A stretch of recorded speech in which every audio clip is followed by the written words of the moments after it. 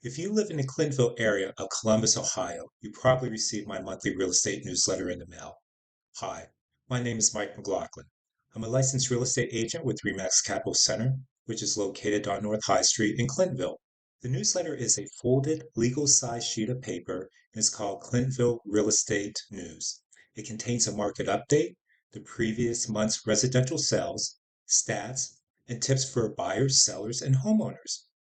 And the newsletter either looks like this or it looks like this. Yes, there are two additions to the newsletter. And the addition you receive is determined whether you live north or south of Adena Brook, which meanders through Overbrook Ravine. Adena Brook is the dividing line between Clintonville and Beechwald, which are the two largest neighborhoods in the Clintonville area. The reason that I publish two different newsletters is that the housing stock found north and south of the ravine is not the same. When looking at the past 5 years of transactions reported through the MLS, we learned that there were 1,367 home sales north of Overbrook Ravine and 1,387 to the south. The first difference noted between these sales has to do with the age of the houses. Almost half of them sold south of the ravine were built in the 1920s, while 71% of the houses sold north of Overbrook Ravine were built between 1940 and 1959. Another notable difference is the style.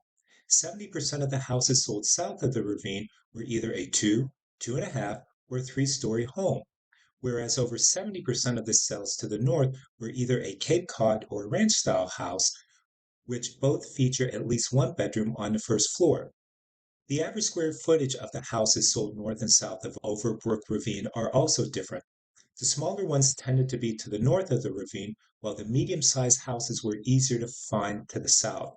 As for the larger homes, those over 2,000 square feet, both areas seem to have an equal share. Next, let's look at bedrooms.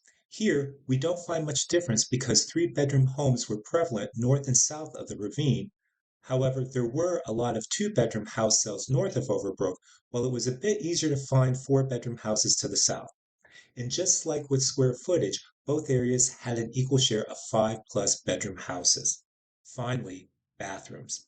Again, most houses sold north and south of the ravine had only one full bathroom. If you wanted two full bathrooms, you would have an easier time finding that north of Overbrook. If you wanted a half bath, 50% of the houses sold south of the ravine had at least one, while the rate was more like 30% to the north. I hope this illustrates the difference between the housing stock north and south of Overbrook Ravine and the reason for the two different newsletters. But hold on to your hats. I have some amazing, exciting news for you going forward. Starting with the May 2023 edition, the newsletter will be tabloid size. The extra space will allow me to put previous month's sales and stats for both areas, north and south of Overbrook Ravine, into a single newsletter. That is, two rolled into one. I hope you find the information in the newsletter as informative as I do. It's imperative for me to know the past and current trends, otherwise, I couldn't be the local expert that I am. 75% of my annual business comes from the Clintonville area. If you want to stay on top of the Clintonville area residential real estate market, be sure to hit that subscribe button below. In the meantime, contact me if you have any questions, comments, or if you're looking to buy or sell. Until then,